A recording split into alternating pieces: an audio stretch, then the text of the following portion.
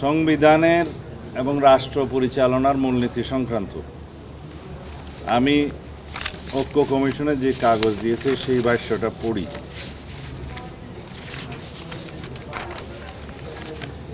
সংবিধানে রাষ্ট্র পরিচালনার মূলনীতি হিসেবে সাম্য, মানবিক মর্যাদা, সামাজিক সুবিচার, গণতন্ত্র এবং ধর্মীয় স্বাধীনতা ও সম্প্রীতি এই কথাগুলো উল্লেখ থাকবে। কিসের সাথে? যারা ম্যান্ডেট প্রাপ্ত হবে সংবিধানের রাষ্ট্র পরিচালনার মূলনীতি কি নির্ধারিত হবে সেটা তাদের উপরে নির্ভর করবে। অর্থাৎ রাষ্ট্র পরিচালনার মূলনীতি সংক্রান্ত সংস্কার কমিশনের আগের যে প্রস্তাব ছিল সেই বিষয়গুলো এখন আর সেই জায়গায় নেই। আমরা আমাদের অবস্থান থেকে বলেছি যে আমরা রাষ্ট্র পরিচালনার মূলনীতি অংশে পঞ্চম সংশোধনীতে যে গৃহীত আর্টিকেলগুলো সেগুলো আমরা বহাল করব এবং সাথে সংস্কার কমিশনের প্রস্তাবিত এই অংশটায় এই বাক্যটা আমরা সংযোজন করব। এই বিষয়ে আমরা একমত হয়েছি। তবে এটা ঐক্যমত্য প্রতিষ্ঠা হয় নাই, কারণ সংবিধানের প্রস্তাবনা এবং রাষ্ট্র পরিচালনার মূলনীতিতে আপনারা জানেন রাষ্ট্র পরিচালনার মূলনীতি অংশে আর্টিকেল 8, 9, 10 এবং 12 সম্পর্কিত যেই প্রস্তাবটা আগে ছিল সেই প্রস্তাবে অংশে আমরা পঞ্চম সংশোধনীতে উল্লেখিত গৃহীত সেই আর্টিকেলগুলো প্রতিস্থাপন সহ এই অংশটি আমরা ধারণ করতে চাই। যেহেতু এই বিষয়ে কোনো ঐক্যমত্য প্রতিষ্ঠা হয় নাই, সেটা আজকের জন্য আবার পেন্ডিং রয়ে গেল। দ্বিতীয় বিষয় হচ্ছে আগের যেটা এনসিসি নামে আপনারা জানতেন, সেই এনসিসির ক্ষেত্রে আজকে একটি সংশোধিত প্রস্তাব সংস্কার কমিশনের পক্ষ থেকে উত্থাপন করা হয়েছে। তা হলো সাংবিধানিক ও সংবিধিবদ্ধ প্রতিষ্ঠানের নিয়োগ কমিটি।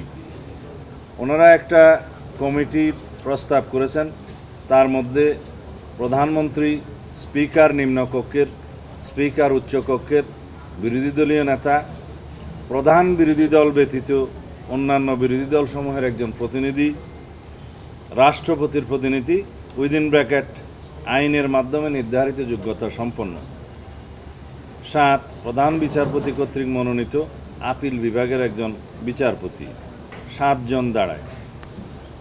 এই কমিটি সাংবিধানিক ও সংবিধিবদ্ধ প্রতিষ্ঠানের নিয়োগ সংক্রান্ত এবং অন্যান্য যে পাওয়ার অ্যান্ড ফাংশন আগে উদ্ধৃত ছিল তার মধ্যে 2টা বিষয় ওনারা বাদ দিয়েছেন। সেটা হচ্ছে 3 বাহিনী প্রধান এবং অ্যাটর্নি জেনারেলের নিয়োগ এই কমিটির আওতাভুক্ত থাকবে না। কিন্তু আমাদের কথা হলো এই যে সংবিধানে নতুন একটা বডি বা নতুন একটা কমিটি সংযুক্ত করতে চাচ্ছেন, সেই বিষয়ে আমাদের পরিষ্কার কথা হলো আমরা চাই রাষ্ট্রের সাংবিধানিক প্রতিষ্ঠান এবং সংবিধিবদ্ধ প্রতিষ্ঠানের মধ্যে সবগুলো নয়, আবার সংবিধিবদ্ধ প্রতিষ্ঠানের মধ্যে ওনারা উল্লেখ করেছেন দুর্নীতি দমন কমিশন এবং সাথে আবার মানবাধিকার কমিশনও উল্লেখ করা হয়েছে। স্থানীয় সরকার কমিশন যেটা উল্লেখ করেছে সেটা এখন বিদ্যমান নাই, এটার অস্তিত্ব নাই যদি হয়, এবং আইন দ্বারা নির্ধারিত অন্যান্য নিয়োগ সেটাও উল্লেখ করেছে। এই বিষয়গুলোতে এই কমিটিগুলোতে এই প্রতিষ্ঠানগুলোতে নিয়োগের জন্য এই কমিটি তারা প্রেসক্রাইব করেছে। এখানে আমাদের বক্তব্য হলো রাষ্ট্রে সাংবিধানিক প্রতিষ্ঠানে নিয়োগের জন্য যে সমস্ত সাংবিধানিক প্রতিষ্ঠানের জন্য বিদ্যমান আইন রয়েছে তার মধ্যে সংস্কার করা হোক এবং ওইখানেই সার্চ কমিটিগুলো নির্ধারণ করে দেওয়া হোক যেখানে নির্বাহী বিভাগের প্রভাবমুক্ত হয়ে সেই সাংবিধানিক প্রতিষ্ঠানসমূহের আইনে নিয়োগের ব্যবস্থা থাকে। এবং সেখানে আমাদের এডিশনাল বক্তব্য হলো সেই প্রতিষ্ঠানগুলোর জবাবদিহিতা এবং স্বচ্ছতা বজায় রাখার জন্য সেই আইনে বিধান থাকতে হবে। অ্যাকাউন্টেবিলিটি এবং আমাদের সব জায়গাতে আমরা এই বিষয়টা উল্লেখ করি যে সমস্ত সাংবিধানিক প্রতিষ্ঠান এবং অন্যান্য প্রতিষ্ঠানে জবাবদিহিতা নিশ্চিত করতে হবে, ট্রান্সপারেন্সি নিশ্চিত করতে হবে, সেই বিধানগুলো ওখানে সংযুক্ত হবে।